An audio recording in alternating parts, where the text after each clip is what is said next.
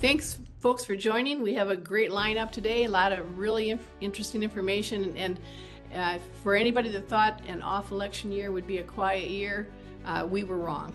It's busier than ever, and we have more battles to fight than ever in preparation for having a fair and honest election this fall coming up. So thank you, everybody. I want to start off today with Darlene Hennessy. She is the chair of our ranked choice voting team. She also is our Wayne County leader. So, and she's going to be on the Paul W. Smith show at 1:15 today. So stay tuned. Go ahead, Darlene. Thank you, Patrice. So I want to give an update on what we're doing with the team. So I'm going to put a video that in the chat. It is on the rcvalert.org website that Phil Eison from Alaska has created a website for us regarding ranked choice voting. And the video is a real good video about how it impacts Michigan. Okay. Then he also will be coming to Michigan sometime next year. He has a 45-minute movie that he's going to also be coming with the America First Policy Institute, and will be working with us to help educate the public on the issues regarding ranked choice voting. So last Monday, we've been doing speaking engagements. Last Monday, I was at the Calhoun County meeting, and there was a lot of interest, and they are asking for something that the average person can use to understand and be able to explain. So we're working on creating a little handout that will be simple so they can understand it, to explain it to someone else. As you know, it is very difficult to explain what ranked choice voting is. I also spoke while I was there with Kimberly Hinckley. She is the county clerk, and she's working with other clerks. So with that, we talked about this the other day, is that Alan Dunst, who runs the Clerk Liaison Project for Michigan Fair Elections Institute. And so we're going to do a survey of the county and jurisdictional clerks regarding their thoughts, different things that they want to talk about. You know, we have a couple of ideas. Dee Davy had written one, I wrote one and sent them to Alan, and today at 2:00 we'll be discussing that survey to get input from the clerks and try to get them on board to be able to help educate, like the Oregon clerks did for ranked choice voting. I have 2 upcoming presentations. I'm going to be in Ludington, Michigan on Sunday to speak there, and then I will be in Cass County, which is down at the bottom right above Indiana, on Tuesday night. Our meetings were weekly. Right now, we're going to do them every other week. So our meeting will be on October 8th. And one of our goals we're working on in this meeting is to have virtual meetings, so that when people can't attend any of the in-person meetings that we're going to, that we'll be having virtual meetings, and we'll have about 3 speakers at each of the virtual meetings, so that it's not just one person speaking. We'll take a section and give the information out. The other thing we're working on is a handout in case we're going to somewhere where they don't have the ability to show our PowerPoint. So we're going to work on making a handout to go through, so that when we explain it, they have something to look at and have to be able to keep for their reference. We have currently 7 people confirmed as speakers. All are in from the middle of the state all the way to the southern border. We're still looking for people from that point up, and in the UP. I've reached out to a few people up in the UP and also in the upper area of Michigan, asking them to ask around and see if they have found anybody. I also have an email list. I'm going to start emailing county chairs and district chairs and things like that to see if we can find more people. And if anyone is interested in doing any of the presentations, the PowerPoint is ready. We can run you through it. You can attend with one of us that are doing any of the engagements and learn while you're there. And also, again, at there's virtual meetings. The other thing is to plan our presence through podcast, op-eds, and today's radio show on the Paul W. Smith interviews. And we want to increase participation, schedule more town halls, and again, like I said, grow our media presence. Does anybody have any questions? I see hands clapping, but I don't see any questions. Okay. All right, great. Do you have any questions, Patrice? Well, I would just like to add a question, Patrice. Oh, sorry. Go ahead. Go ahead, Christine. Yeah. And Tim. Darlene, would you say a word about the possibility of scheduling a debate? Oh, and yes. Maybe whether Phil would, maybe when Phil comes, maybe that would be a good time to have that debate. I don't know. Just yes, he did mention that when I spoke to him yesterday. When he comes, he would like to have a panel for debates. So we will be doing that. We were also thinking about maybe possibly doing debates before he came, but if we don't get that scheduled, we definitely will be doing that while he is here. And then Tim had his hand raised. Go ahead, Tim. Yeah, I was a little confused on what the term rank means. So I looked it up in Grok, and Grok defines rank as something that's spoiled and nasty. So I just thought the team might be interested in that. That's it. It is ranked with an ED, but yes, I see the point, the opportunity for humor on this. I would like to add 2 cents on this. The Phil Eisen video is outstanding. And one of the reasons I think it's so outstanding is it goes through our publication, Ranked Choice Voting, A Threat to the Electoral Process, and itemizes the research and the importance of the information in that document. So I'd like to direct people to the library, and to be sure to read that. It should form the baseline for all ranked choice voting information here in Michigan, because it goes historically back to 1919 when the Michigan Supreme Court outlawed ranked choice voting in Michigan, by the way. So it's not a new document. It's not a new concept that's being thrown at us. And it was founded by the socialist communists back then even. So there we have it. And I would also like to make one announcement on there was a county commission meeting today, and they elected Tony Sellers to be the Wayne County Republican rep for the same thing as Jeff is. I can't think what the canvasser. Canvasser. Yeah, Wayne County canvasser. Yes. So she was elected today. So that's really cool. I just wanted you guys to know. Wonderful. Thank you. Yeah, and Sheree put in that the Phil Eisen video is on our Rumble channel, PIME, Pure Integrity Michigan Election. So be sure to take a look at it. So with that, I want to introduce Melanie Nivelt. Some of you may know her from some of her activities. She's from Oakland County, and she's been politically active for a long time. I see she was on the Planning Commission for 17 years. She's a village council member. She's currently part of the Michigan Municipal League's Committee on Energy and Environment, and she's also working to defend local control, because we have a big issue with the state having a 3-person committee determine whether they could put a wind farm next to you.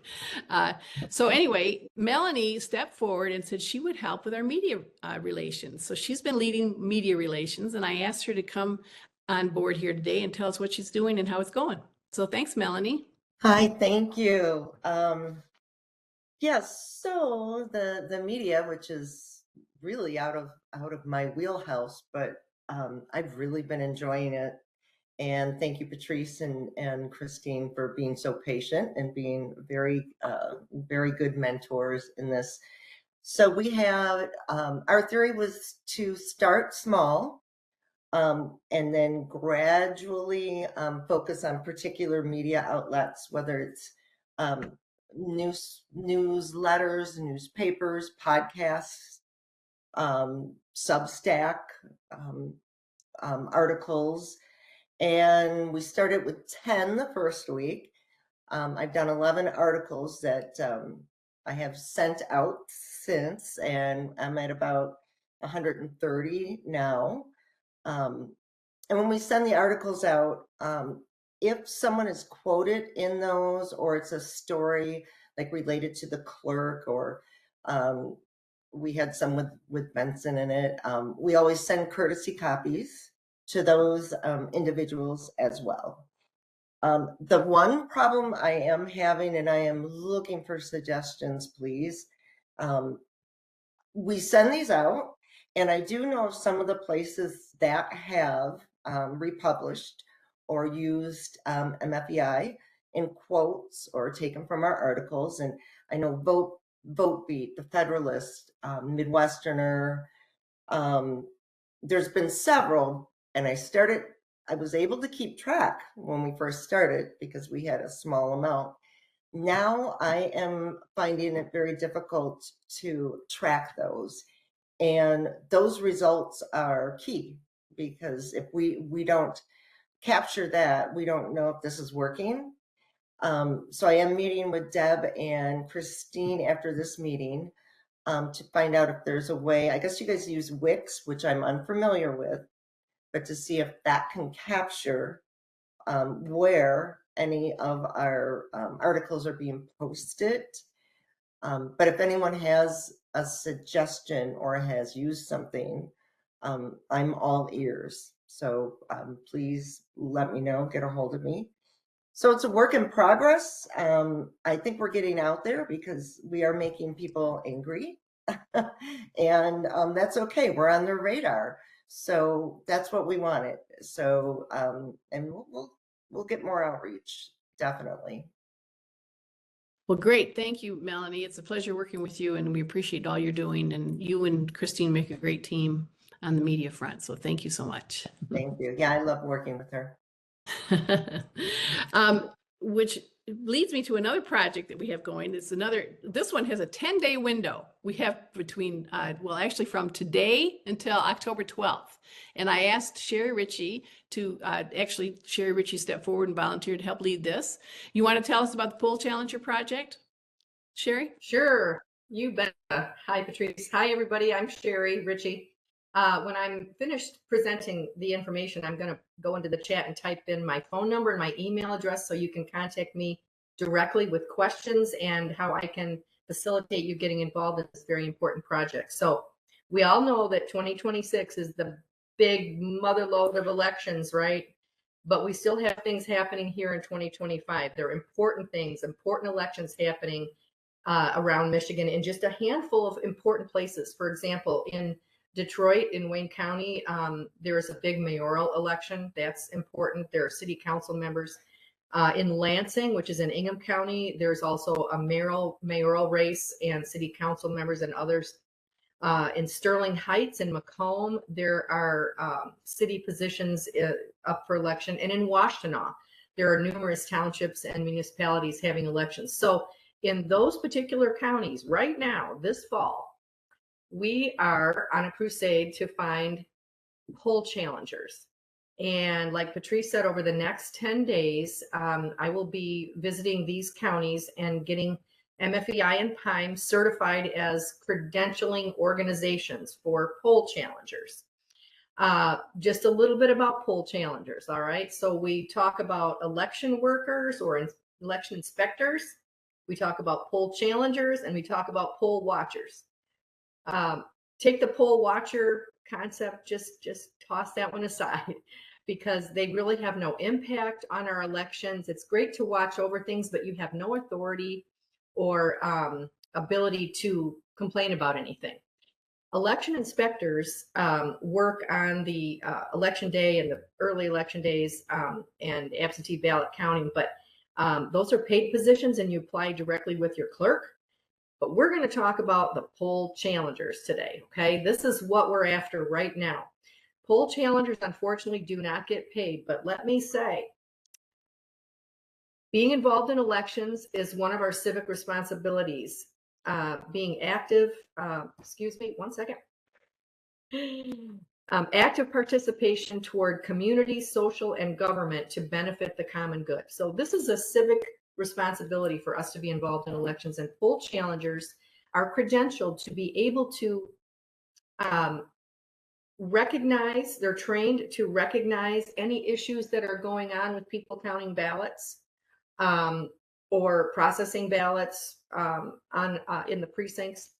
And those observations can turn into questions asked that can cause the process to stop and a supervisor to analyze what took place at a certain table regarding an election process. So there is authority there. And I personally have done this.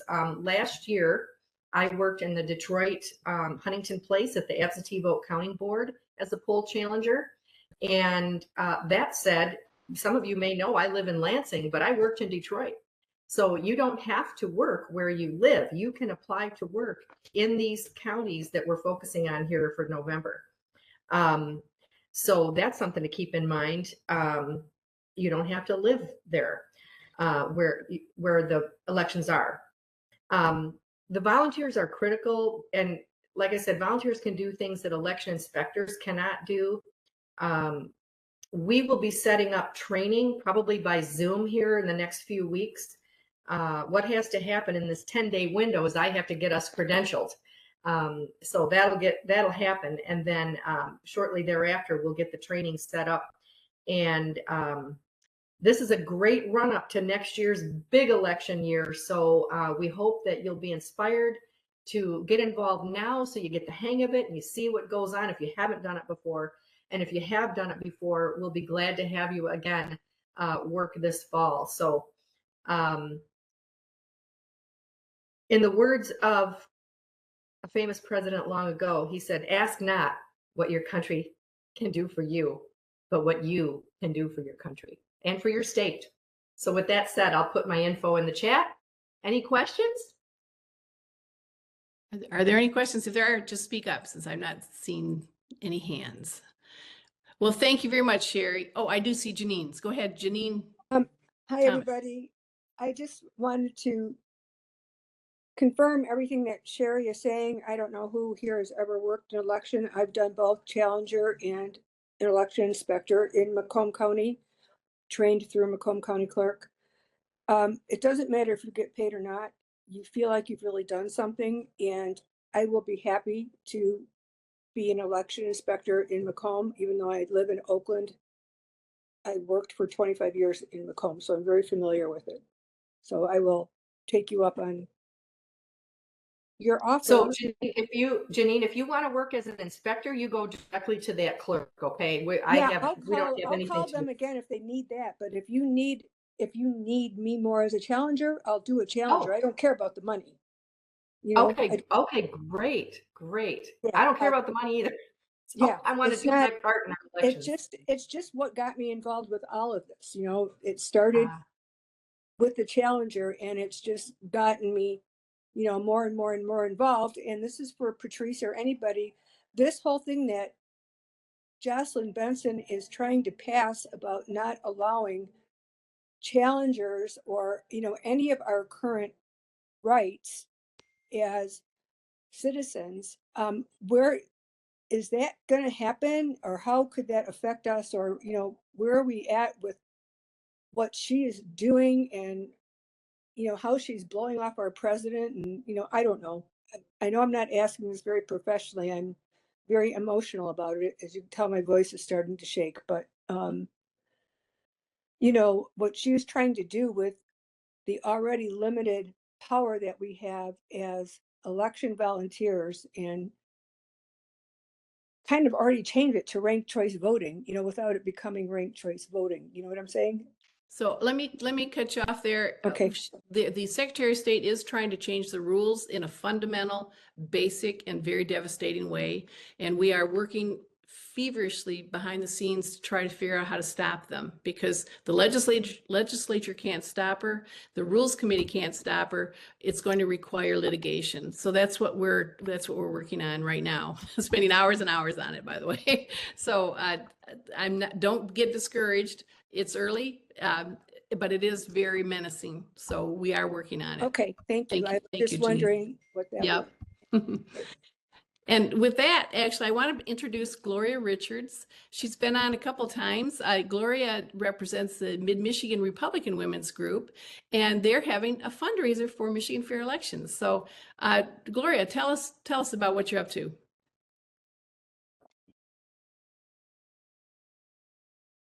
Uh-oh, are you here, Gloria? No, I see you, but I'm not hearing you. You got to unmute. Can you hear me now? We sure can. There you go. Thank you. Sorry about that. Well, good afternoon, and thank you for the opportunity and time to inform you of the fundraiser Mid-Michigan Republican Women will be having and hosting for Michigan Fair Election Institute. The fundraiser will be on Saturday, November 8th from 12 to 3:30 p.m. at the Alladin Township Hall, Mason, Michigan.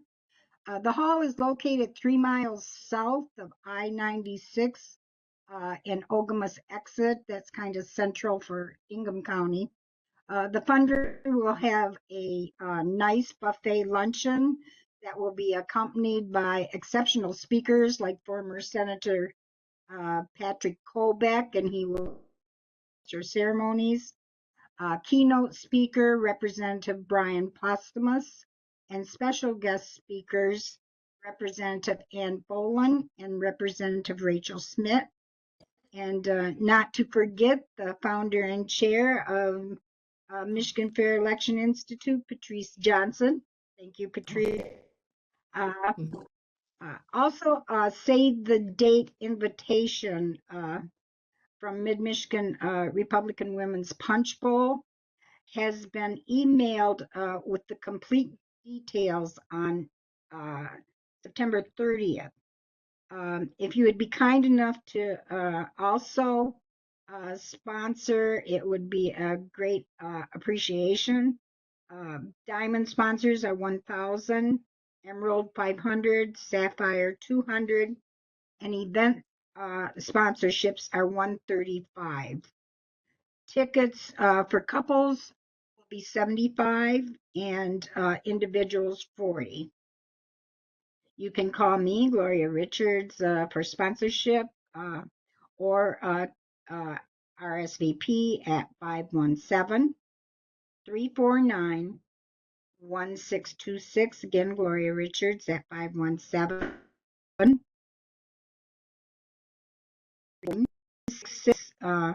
In addition, to save the date invitation, a RSVP will be soon also in the next week or two. Again, watch for MMRWC Punch Bowl and open it up to the invitation to read it and to RSVP. Also, the capacity of the hall is 100 people, and 15 seats have already been claimed, leaving 85 seats available. Remember, your donation will have a positive impact and now and for the future, please. Please consider supporting to help raise funds for Michigan Fair election, and I thank you very much for this time again. Thank you. Is there any questions? Dee has her hand up. Go ahead, Dee. Gloria, thank you so much. This is awesome for you to organize this on behalf of MFEI. Could you please make any graphics and detailed information available to Patrice so that some of her troopers can help promote this event through our personal channels? Thank you. Yes. I have sent out, I don't know what has happened, but I have been informed that some people have not received the emails that I have sent out to Michigan Fair Elections Institute's followers, but that has been sent out. And if you go back to your spam, there should be something about save the date, but I see Sherry's moving her head no. So I don't know what has happened, but I have sent each out individually. So I will do it again, and please reach out to me. Let me know if you sent it. So I don't know what to do any further about that. But yes, you will continuously get some information with the complete details, and it is important that everybody does receive this. I understand that. So we could also send it out by email. Patrice? We could send it out by our email as well. So the copy I got from you was, I think it was labeled draft. So I'll have to look for the final one and we'll get it put out. Okay. We did put out mainly, I think, in Ingham, Livingston, Howell, surrounding sister counties. Sure. Is what we did do because of the capacity of 100 people for the hall. Okay, well, thanks, you are- Gloria. if anybody is out of those counties that surrounds Ingham, please just reach out to Patrice to get a hold of me, and I'll make sure you get something. Okay. Thanks, Thank everybody. you. Thanks, Gloria. I really appreciate it. It's very generous of you, very kind. Now, many of us know and love Seth Keshel. If you're not following his Substack, please do. It's really very informative.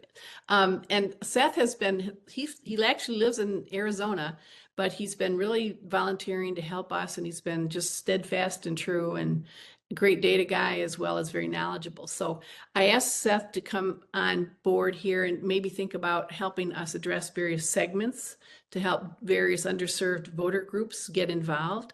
And so Seth's going to talk to us a little bit today about some of his thoughts. Go ahead, Seth. Good morning, Patrice, or good afternoon where you are. It's still morning here. Camera's not working right, so I'm not going to try and fight the pixels on that. If I did have nice visuals today, we'd see a sunny day with no clouds in the sky, and it's going to be 100 degrees. So I'm personally not really a big fan of the heat, but it's going to be gone soon.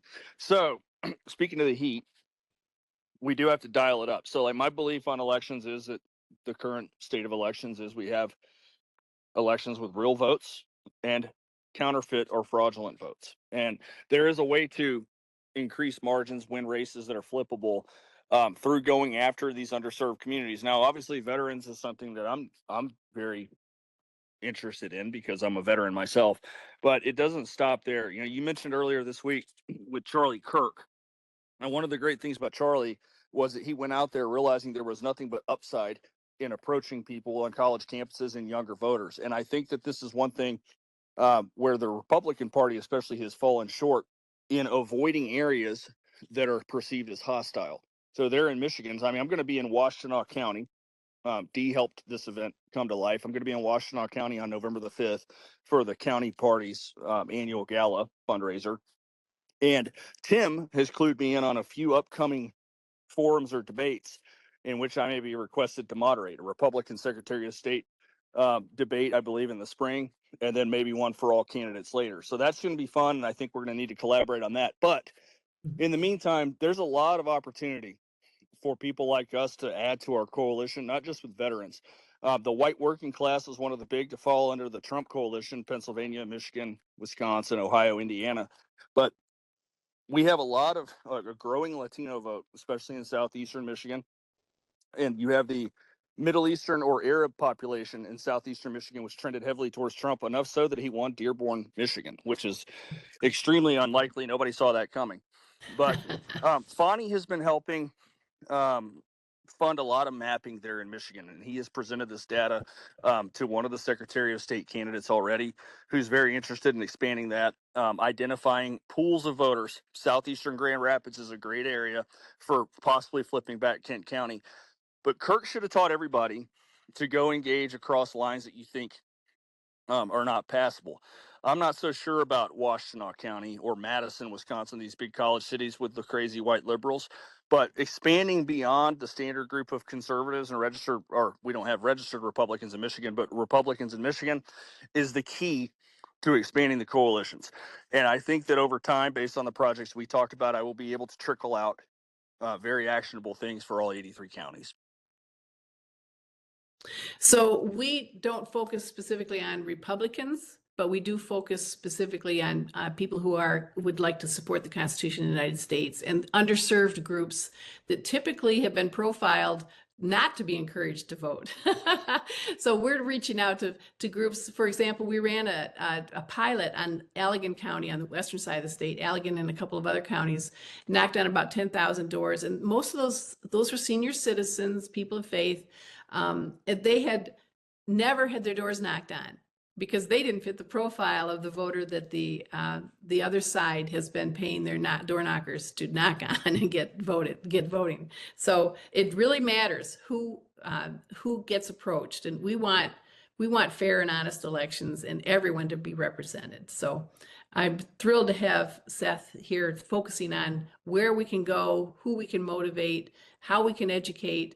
One of the things that we'd like to do too, this is an aside, but I'd like to figure out the positions or who voted for what, so that we can compare candidates and people can have flyers in their area showing, statistically showing the information on this candidate voted this way, this candidate voted this way, or pledges this way, that kind of thing. So is there anything else we can do for you, Seth? We're thrilled to have your support.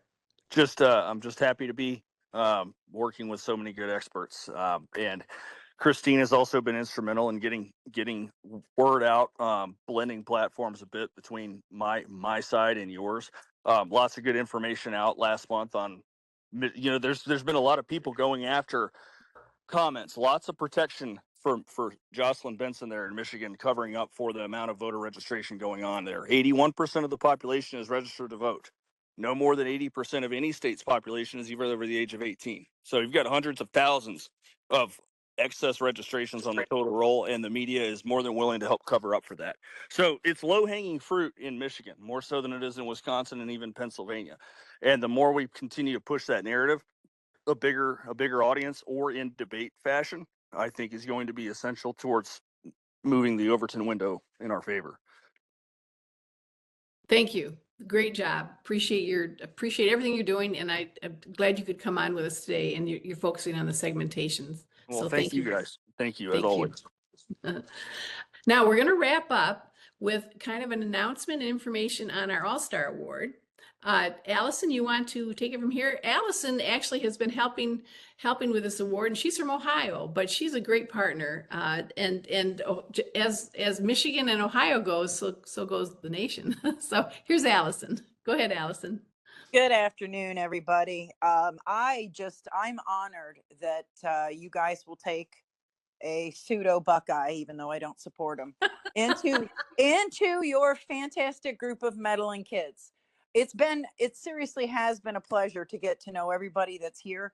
But we started the All-Star Award with the intention, because we have so many fantastic people working within the confines of the organization themselves.